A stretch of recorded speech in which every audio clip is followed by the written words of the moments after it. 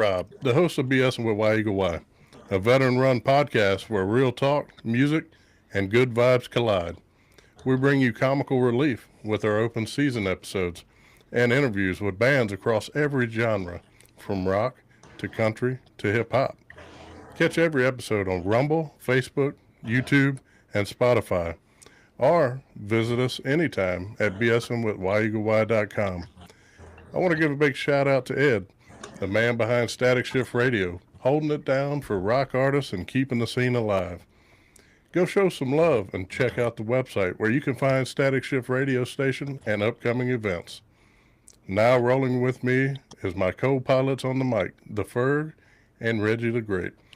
And we can't forget the producer, Disease, keeping us and the sound in check.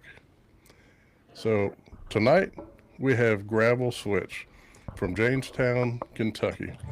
High energy modern rock with southern grit and heavy hooks. Have Seth Wade vocals, Samuel Fairchild bass and vocals, Jacob Simpson guitar, Harley Wilson drums. They also shared the stage with Blackstone Cherry, Tantric, Brett Michaels, Saliva, Tyler Bryant, and The Shakedown, Hinder, Texas Hippie Coalition, The Lonely Ones, Saving Abel, and Seven Dust. Give it up to Gravel Switch. How's it going, everybody? Hey, what's up?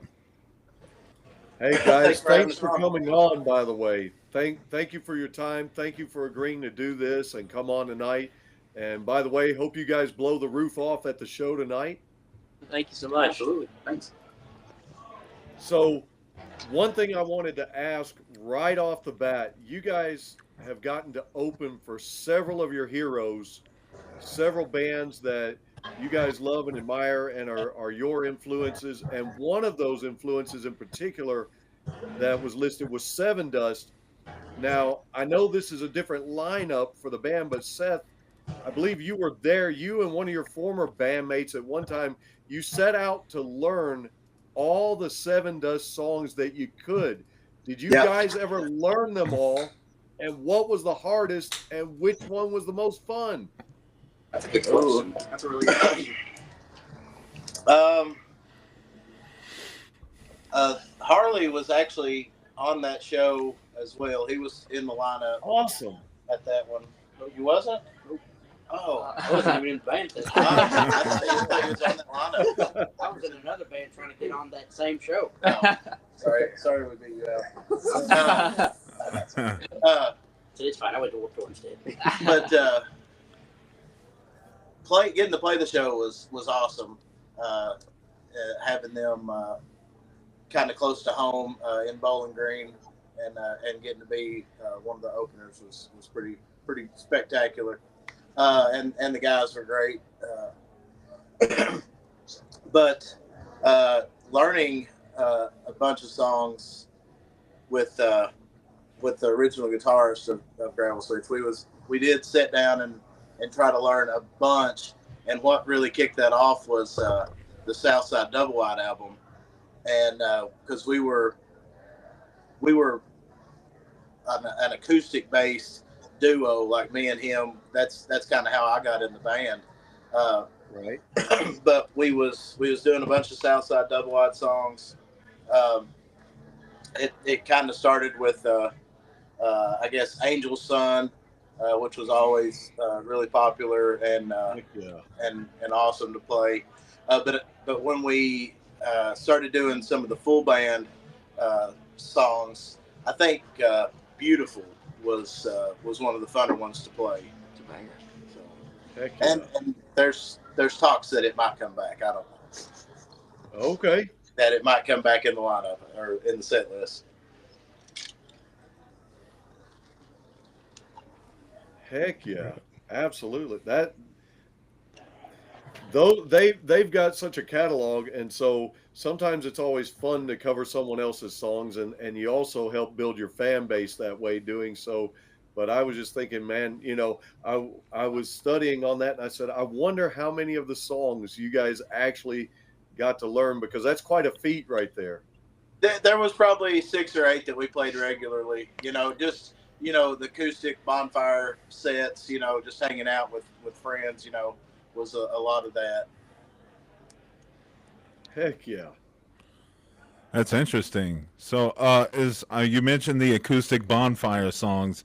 Is that how you guys start writing? The writing process? How do you go about building your records? Well, it's never been the same formula twice. Honestly, it just depends who's got an idea, you know, a little spark in them. This last EP was all sparked from Sam. Uh, he brought in 4 killer ideas, and we just kind of, you know, he had really good song structure and lyrics and all that stuff already, and we just basically had to learn how to play it the way he was hearing it in his mind. So, and that's the first time that's ever happened. So, I mean, used to going back to our No Regrets album or the EP of No Regrets. That was a lot of songs that were written before I was in the band, and I like to call it nip and tuck some lyrics here and there, make things flow a little bit better, make them, you know, more easier to sing, I guess, and more audible to sound better. So I did a lot of that on that 4-song EP, and then when we went back into our rehearsal space and started writing the full-length album, that was just a lot of sitting around with an acoustic guitar and building songs from scratch, starting with an idea or just a song title. I ended up writing a song called No Regrets just because that's what the EP was called. So everything's been different every time. So it seems like. That's awesome. Nice. Kind of throw it at the wall, see if it sticks. Yep. Yeah. That'd be the process. Yeah.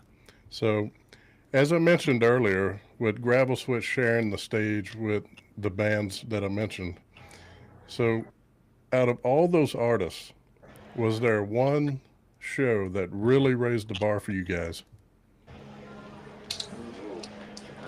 That's probably Say Brett Michaels, Corbin Arena for me. yeah. The Brett Michaels show at Corbin Arena was pretty killer. The way that we were treated, you know, as an opening band was awesome. Of course, Warrant was in that lineup as well. But Oh wow, yeah.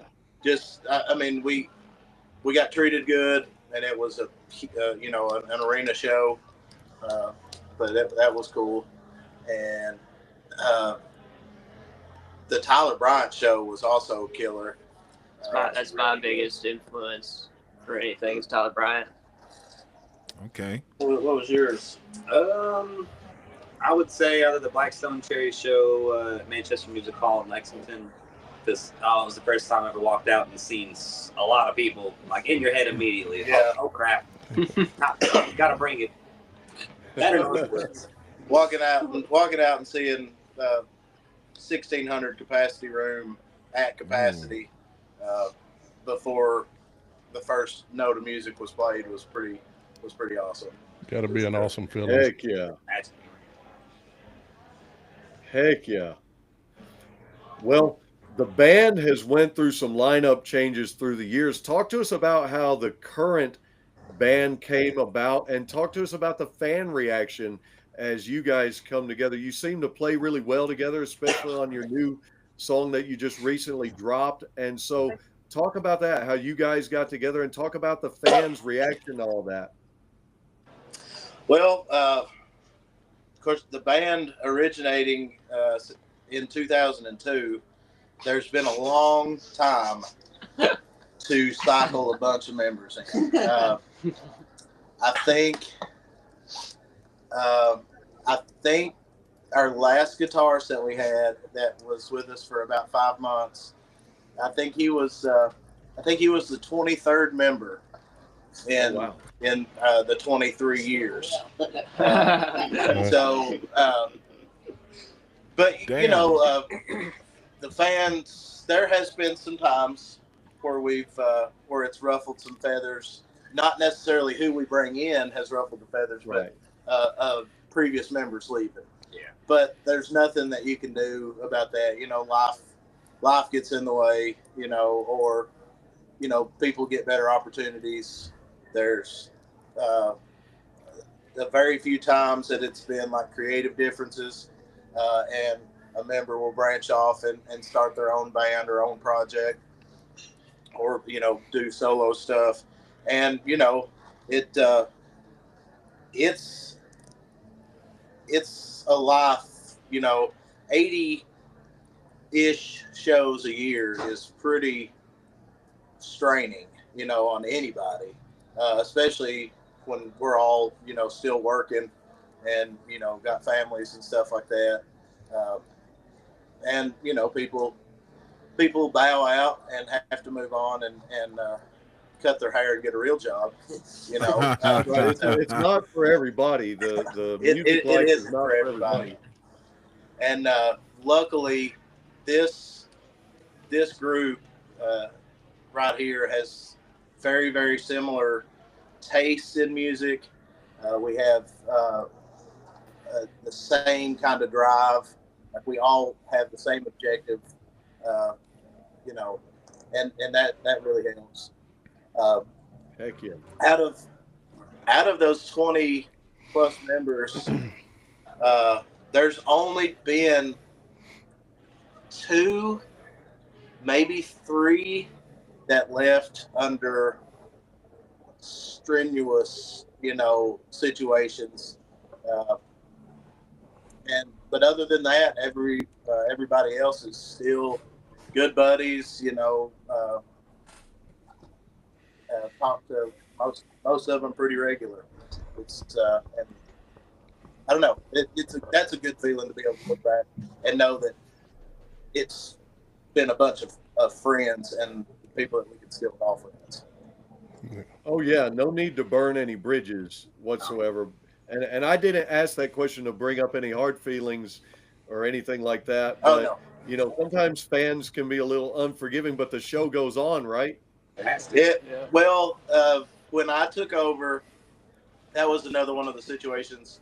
I guess I started 05-ish, helping sell merch and being a roadie. And then the acoustic thing that I was doing was with the lead guitar, or, with the original guitarist. And so we would play during their breaks. We'd play a couple acoustic songs, and then it just kind of built. The original singer, life got in the way. He bowed out. They asked me to take over. And when I did that, I wanted to make it more of a business. And the way that I always like to refer to it as to those guys that when we started it, or when I joined, I wanted to make it a machine. And with every machine, parts wear out. You replace the parts. You don't throw the whole machine away and start over. Yeah. So that's kind of the mentality that we've had. And I've been very, very lucky to have very good parts over the last 15 or 16 years after taking it over. Well, it sounds like you got some good ones. Absolutely. Very proud of these guys, for sure. I don't know why. Hell yeah. So speaking about parts to the machine, if you guys could steal somebody from another band or another group to work on a record with, who would you go for? Oh, that's a really freaking good question. Like poach them to have them join our band, or do a collab with. A collab. Wildly different scenarios. Yeah. Let's talk collab. Okay. That's also like the Blackstone Cherry. That was, and the reason for me that working with Chris is kind of still high up on my list of things to want to do is he had signed on, not really signed, but he had agreed to do some vocal work in our song 10 Feet Tall. And because we were doing some studio work when they had their studio in Glasgow at Music Is Me studio. And he was going to do that. And I think they were with Roadrunner at the time. And they vetoed that. They stepped in and said that they was not going to let him use his voice on our album. Oh no! Yeah. Oh, wow. Okay. So that was a big bummer, a pretty big letdown for us, but we understood. And but working, be cool to work with them again. Love to do some stuff with Crowbot. Love their style. Yeah. And there's already talks of maybe doing something with Marty and the Lonely Ones. He's been wanting us to come up to the studio and try to do some writing. So there's stuff that potentially can happen and stuff we want to happen. It's just time, availability. Of course. Oh, you're talking coaching, not to laugh. You want to steal. He's a nice guy. He's a nice guy. So, guys, playing with heavier bands like Texas Hippie Coalition, did that change your approach to live shows at all?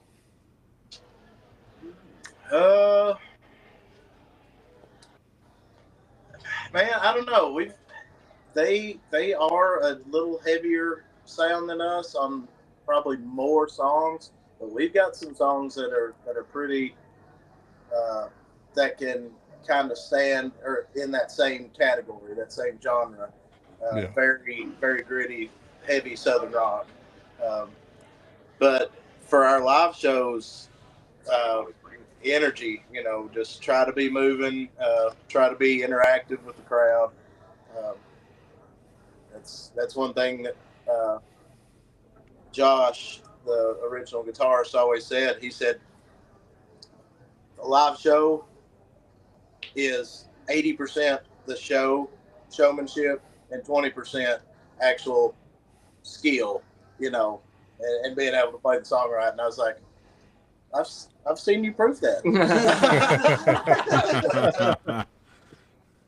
But yeah, putting on a show and being interactive with the crowd has always been something that we tried to do. Just letting people have fun. It's all about the live show for us.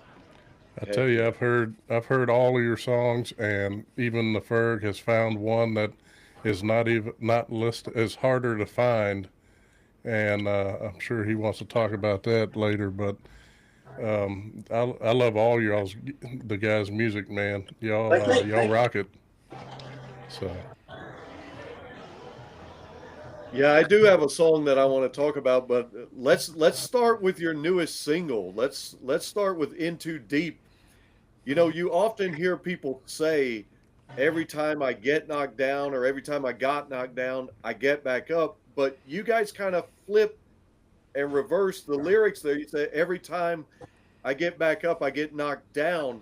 And so I was going to ask you about that and the writing process, because I think that's kind of genius that it's backwards. You're telling a different story.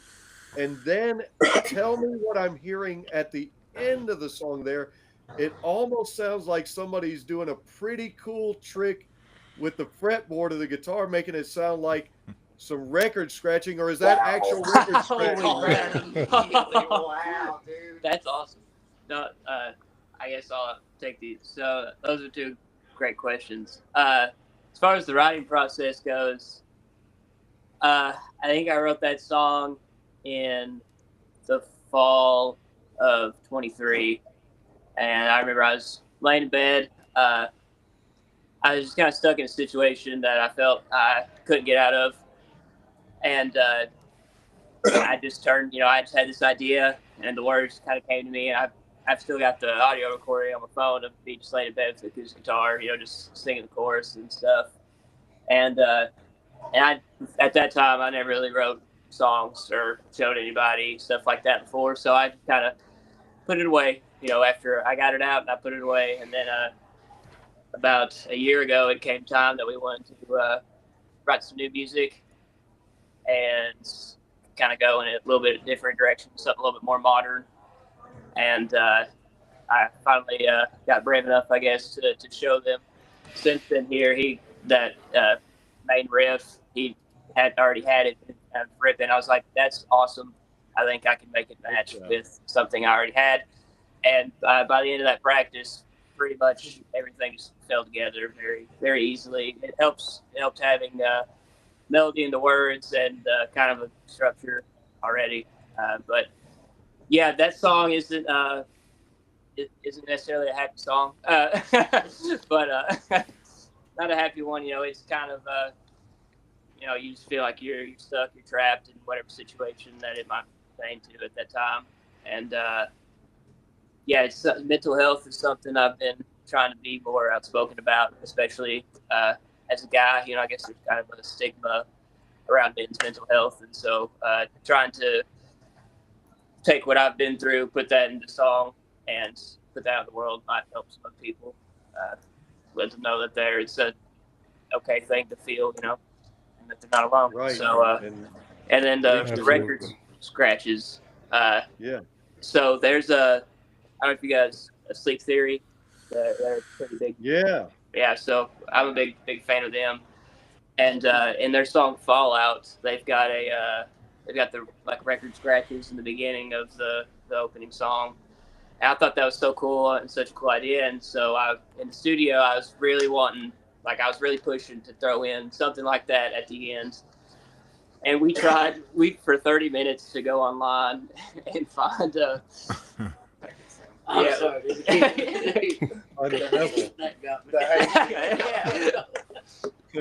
we tried for maybe 30 minutes or an hour to find like a sample online or some kind of plug-in that could emulate that. And I was about to give up on the idea, and I'm not a very we have to do this, I'm not letting it go kind of person. I'll back down pretty easily. And Matt, our producer, I went outside to smoke a cigarette, and he came out. He's like, "Listen, man, if this is what you want, don't." He kind of gave me a let's get it going speech. He's like, "If this is what you want, don't back down." I said, "We're gonna go in there. We're gonna figure it out until we get it right." I was like, "Okay, you didn't have to call me out like that, but all right." Yeah, don't yell at me, please. No. And so we actually it was played on the guitar. So he's doing like this motion, and kind of edited it to where it's more like a record scratch. And I thought it turned out pretty sick. It's really cool that you noticed that. Yeah, I love it. I love hearing neat things like that in songs. I guess I'm always looking for something unique like that, and that caught my ear, and I thought that was really, really cool. I love that you guys put that in there, and I thought, man, that's awesome. I don't know how many people would have heard that, but I hope they also hear your message like you were talking about, and I hope it reaches your fans, because that's awesome that you're speaking to mental health, man. We appreciate the heck out of that. Thank you. Yeah, absolutely. Yeah, I definitely thought that was a sample of some kind when I heard it. We tried for forever. It would have been. But I couldn't get it right. Yeah, it was. I was like, well, maybe I should go buy a turntable. All right. So speaking of songs, what is y'all's favorite song to play live? I know mine. That's a really good question. Harley, you go first. It's 10 feet tall for me. It's a banger.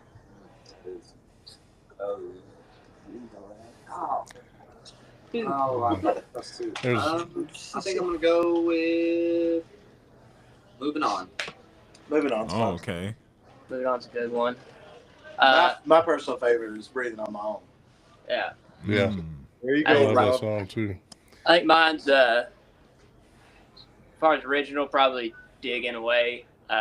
Just because that goes, we like to open up with that, and just that beginning just goes so hard. Yeah, punch him in the face. That'll get the crowd right there. You start the set with that, and it keeps everything on track for the rest of the set. Yeah. I'm really enjoying the new material too. because we've been, of course, playing In Too Deep live. And that's very fun because it's challenging for me to sing it.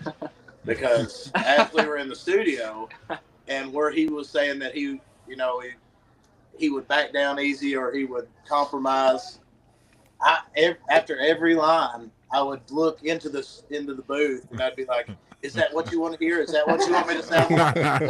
I'll do it different if you want." So we all wanted to make it sound like what he was hearing in the studio. So and that's really fun to play. And we've also been sneaking in probably the next release. We've been sneaking that in live a few times, and it's really fun too because it's, like I say, challenging. The new material we've got is it's a challenge all the way around, and I think it's going to bring us like you were saying, we wanted to be a little heavier, but we wanted to have more of a modern sound. Yeah.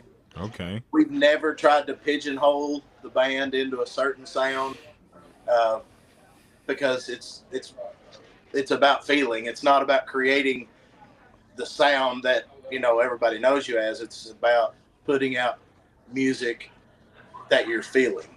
So we've never tried to market ourselves into one corner. But really excited about the direction that we're going now. All right. Well, you brought up Breathing on My Own, and I could tell you, man, I've listened to every song that you have on Spotify and getting ready for this interview. And when I come across your music a while back, that's when I reached out to you, Seth, and which I didn't know it was going to be you responding back to me. But I tell you what, man, you're quick on the trigger for response, and I appreciate that. Just don't ever call him. He won't I send my phone number in the emails purely for text only. If you call me, I'm gonna watch it ring. Yeah. But so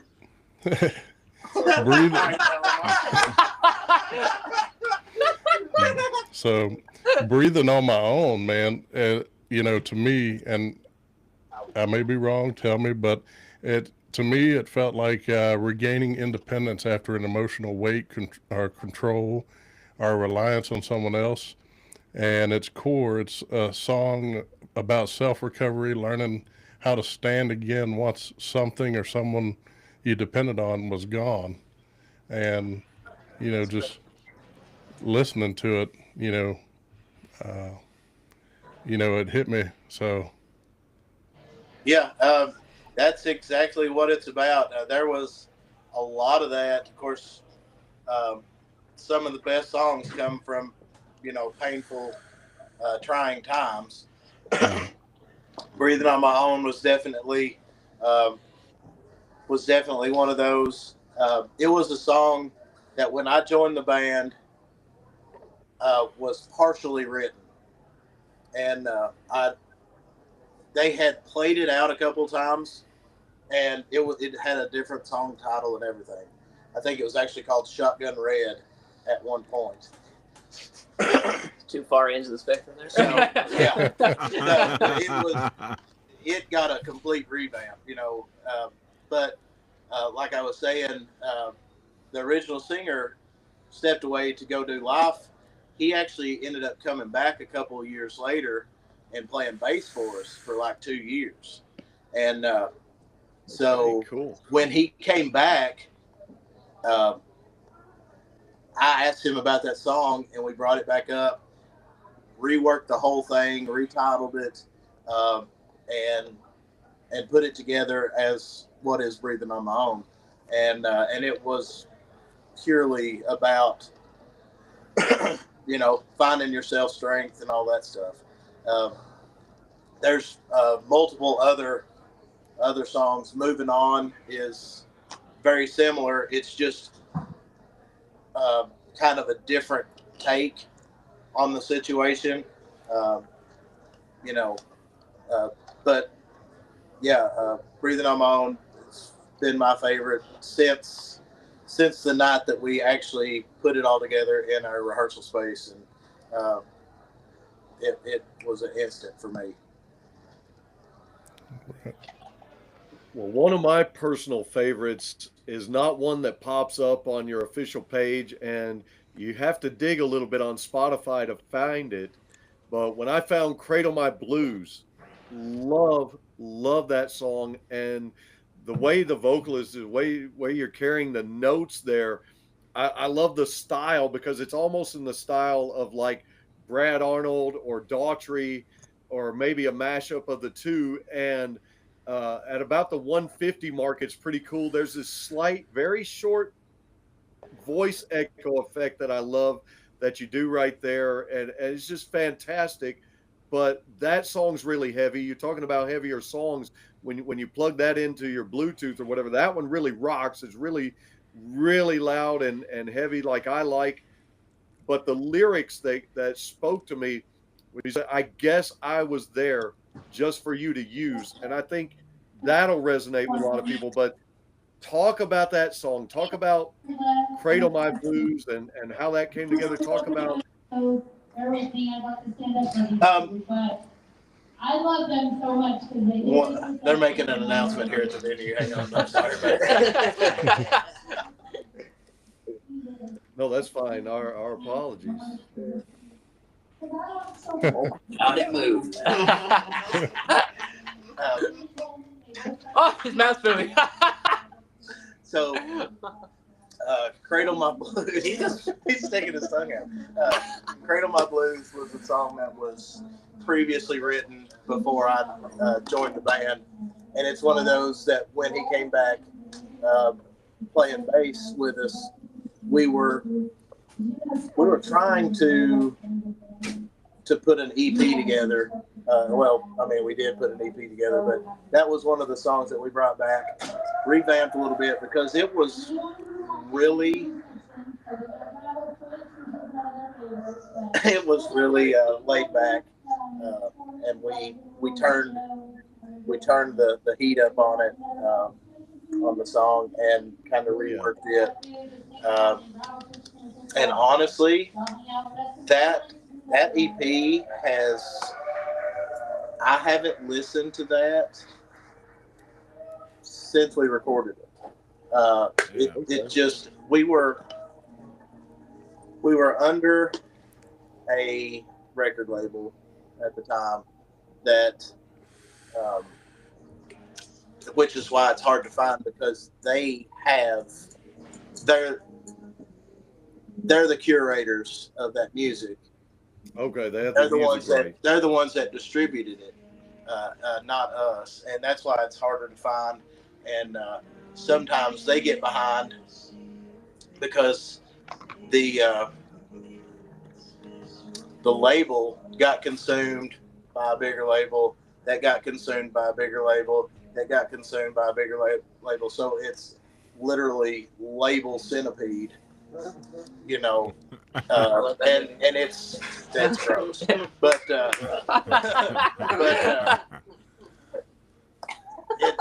it's lost now. Like I have no idea who actually has control of any of that stuff, and so it's just kind of out there in the ether, I guess. They're keeping up with it. Yeah, I'm glad that they're keeping the distribution paid up, so it's still available. But yeah, it's one of them things. Live and learn. Dumb kid decisions. Well, it is a great song, and it definitely is one of my favorites. I promise. Well, thank you. I bet Sam's never even heard it. I have. Yeah. I might have been a wee baby when it came out, but I heard it. That song was written before Sam was born. It happens like that sometimes.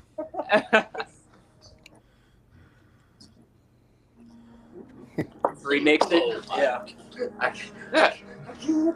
All right, now seeing that you guys are getting ready for a big show tonight, what's the process like for putting a set together? We have a list of a bunch of songs, and we just look at it.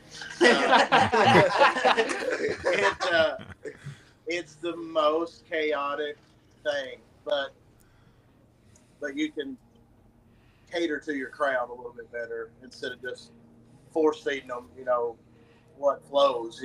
But you see, what the crowd's reacting to, and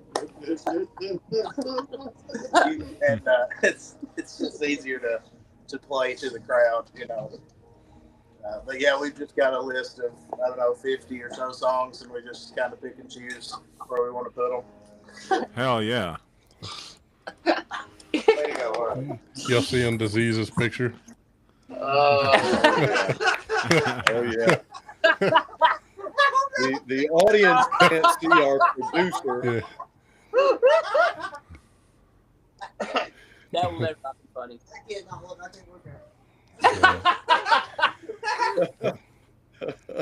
Well, Oh man. I'm Ferg, like we talked about earlier. I'm gonna take one Yep. from you.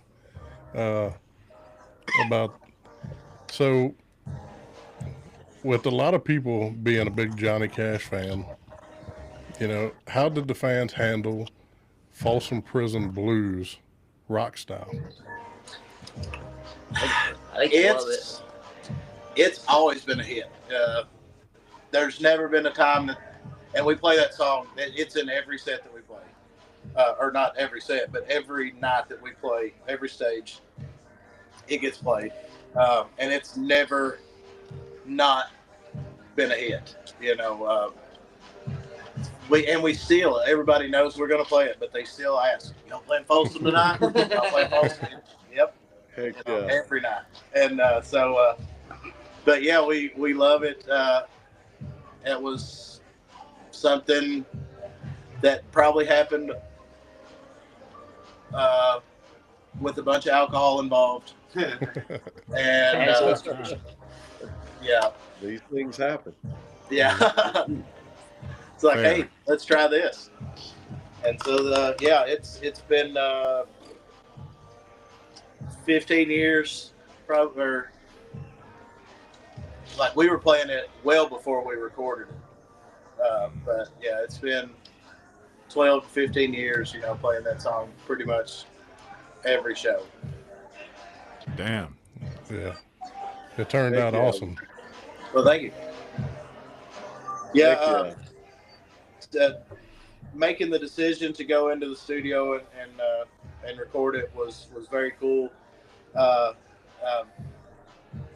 it turned out really cool. It was a tough decision to make because we had never recorded a cover before. And so doing that was, we were just testing the waters, a little nervous about it, but it turned out great. And the video process that we done with Matt in the studio was pretty fun. Of course, completely different lineup except for me and Harley. But yeah, Sawhorse Recording Studio. Yeah, they changed their name. Yeah. He's rebranded, but it's Sawhorse Recording Studio and Matt McQueen is our kind of producer. So it's been fun working with him. Heck yeah. Now, in your first album, Alex Rexroad was the producer. So, a couple of questions there, because you also mentioned earlier that you guys really love playing 10 Feet Tall. And so, kind of a dual question here. What was it like working with Alex? And then was he the one that had the input, or did the band decide to do this on 10 Feet Tall? You did something that's unconventional for a rock or a metal song. You open up with a banjo, and it works. I mean, it really works. But where'd that idea come from? And do you guys still use the banjo in the live set? No, the banjos never happened live. Okay.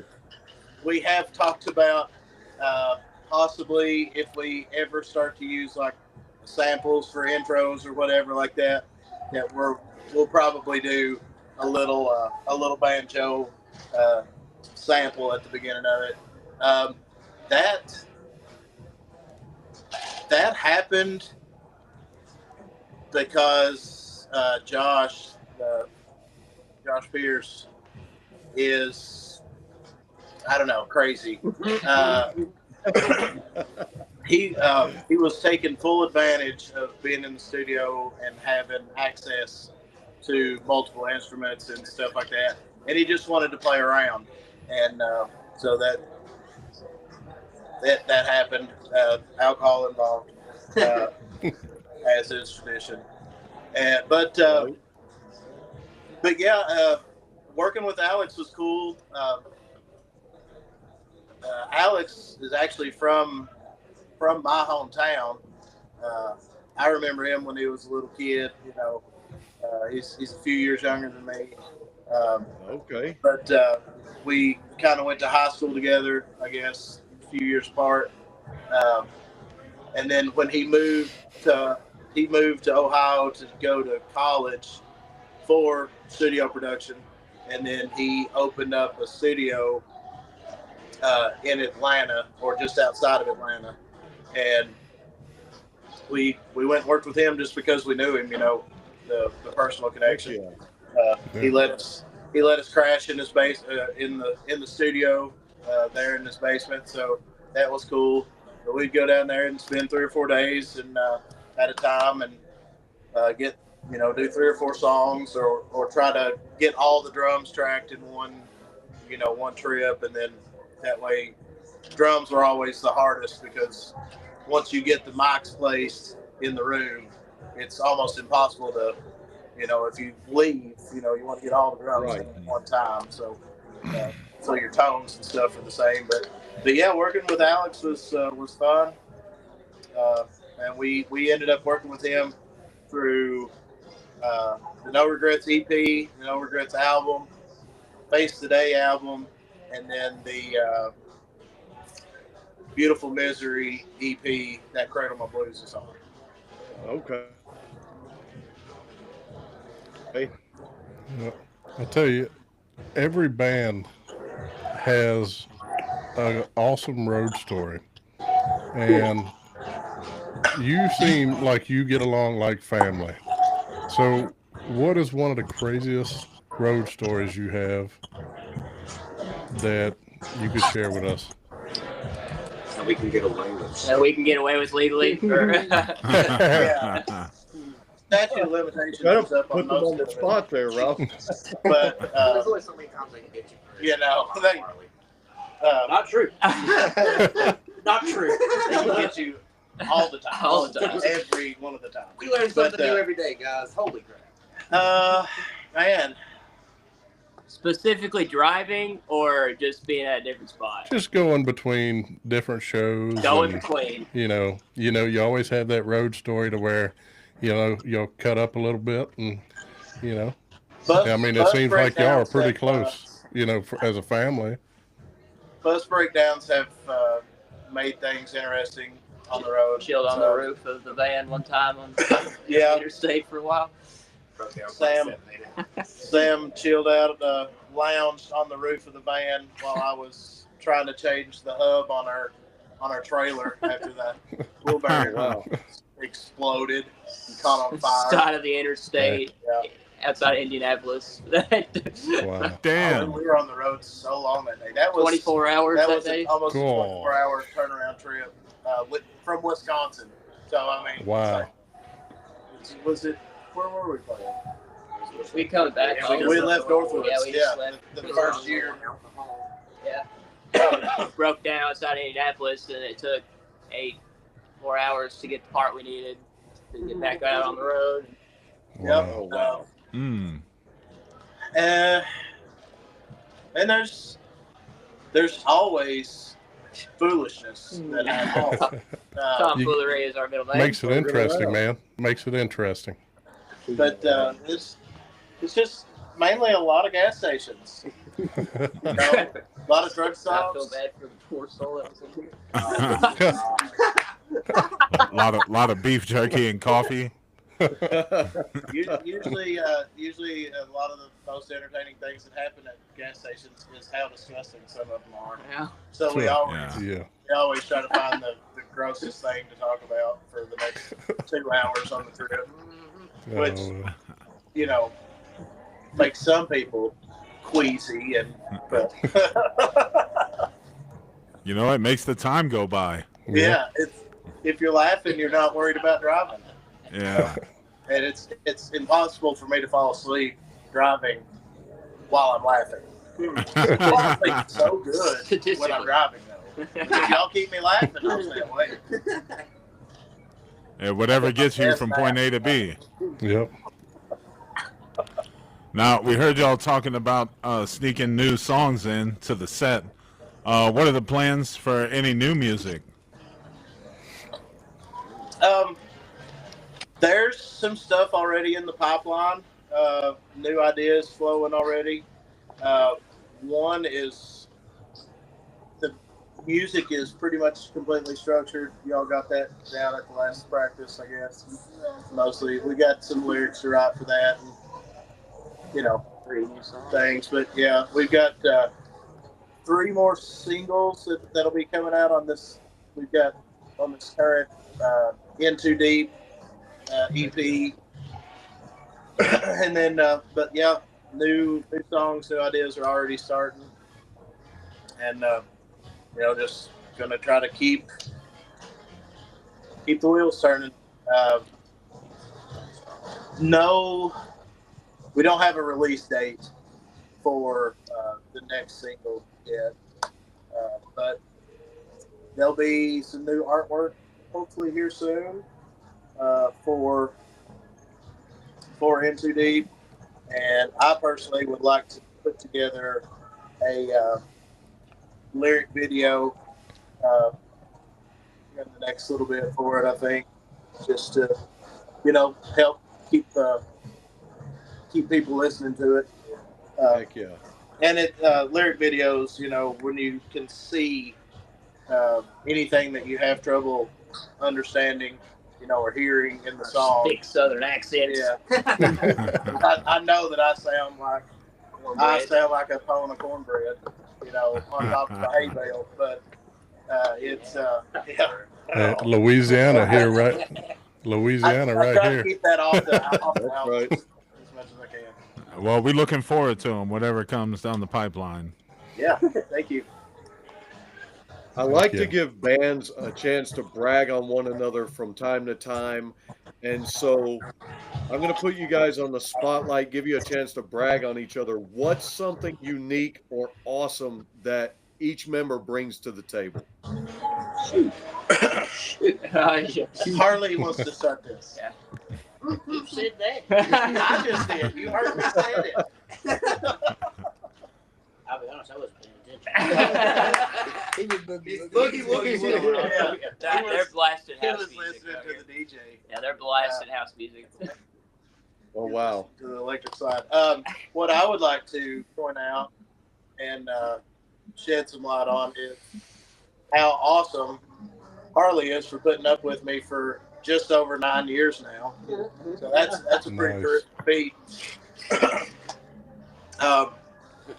These two guys here, Simpson and Sam, Simpson started his musical journey as a guitarist, came into the band to play bass just because that's what we needed at the time.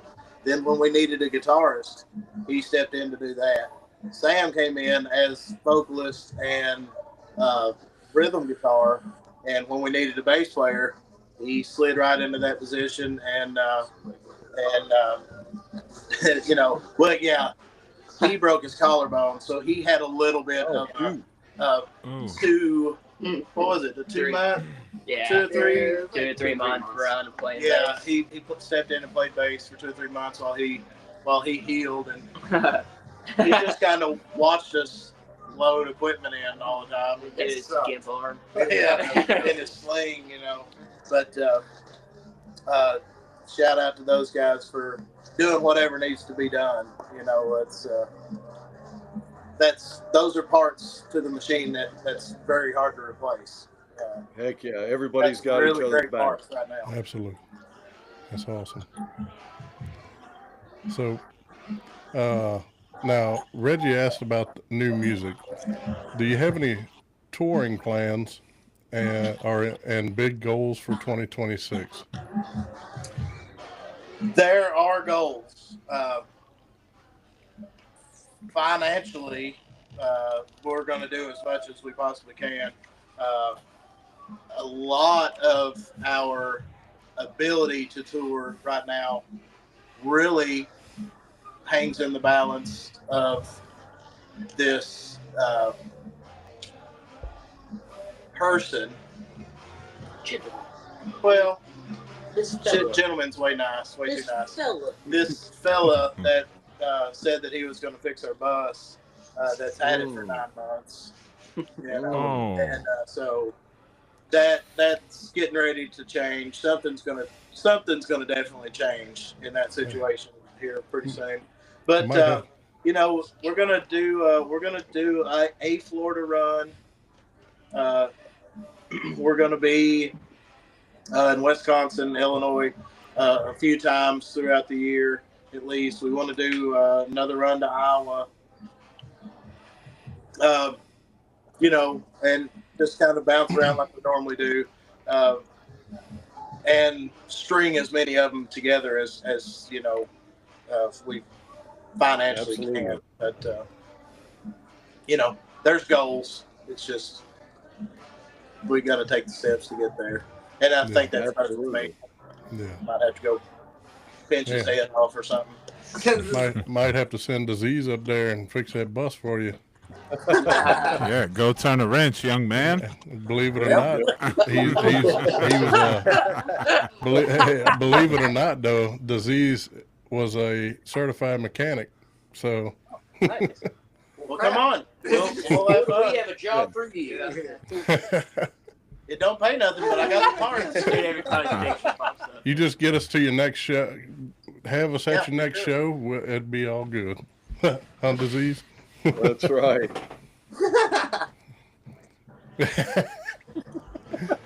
Well, you guys have already played for some of your heroes, and so I'm not going to ask about that, but tell me about some of your favorite venues to play and what would be one of your dream venues to play.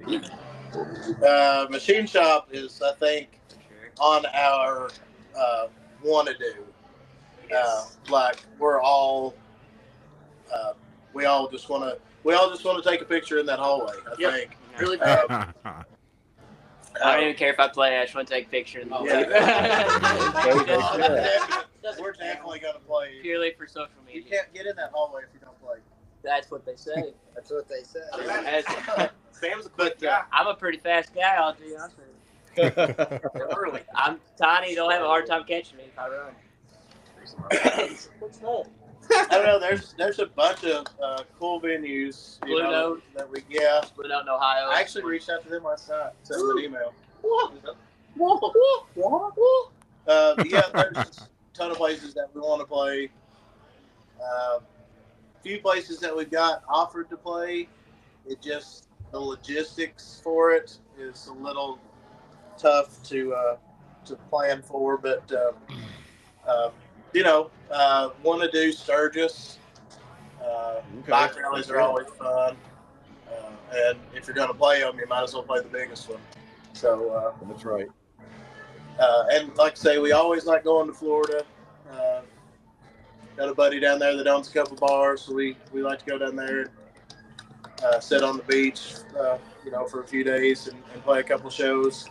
I don't know. Any stage is better than no stage. Well, that's right. I don't know. We've played some pretty bad stages. Places where I was like, man, this stage would be a lot cooler. It wasn't here. If we were not on it. No, like, we definitely enjoy playing, and the live shows are the best as long as the stage allows us to put on a show, I guess. Awesome. So, where should fans follow you and support the band? The easiest place would be gravelswitchband.com. That will send you links to all of our stuff. And if you're just a If you don't want to do the website thing, it's Gravel Switch Band on all platforms, pretty much. TikTok. Yeah. Pornhub, all that. Wow, there's That's real teamwork right there.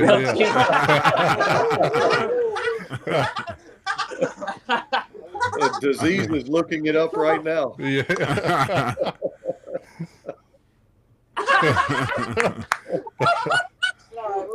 So, Yeah. Show us the G string. so The G string. we're coming up on our. I don't wear underwear.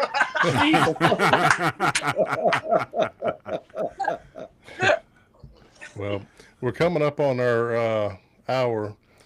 Any final words for anyone rocking with Just Gravel want to Switch? thank y'all for having us on. And I appreciate you. And Ferg, Reggie, y'all good?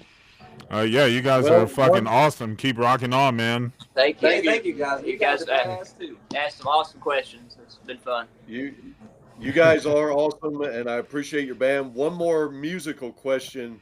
The Devil's Toll. We haven't talked about the drums as much as we have everything else, but I love at the end of that, the drums go off like cannons at the end of that song. Man, talk about that a little bit. There was a couple layers in there. There's some not real drums in there. Yeah, some extra lab booms and stuff. Yeah. Okay. So it's really hard to play now, but it was fun. You done a playthrough of that, Yeah. didn't you? No, it was House of Cards. Which is also hard to play. Yeah.